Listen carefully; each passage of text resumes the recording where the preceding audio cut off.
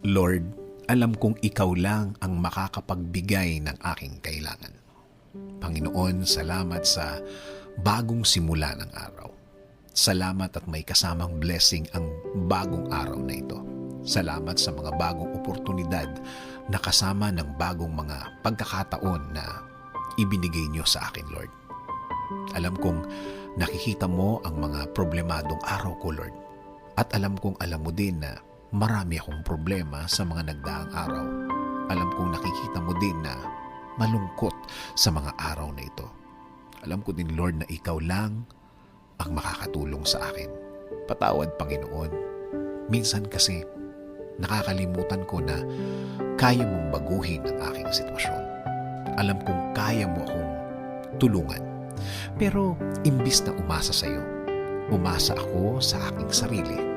Umasa ako sa mga kaya kong gawin.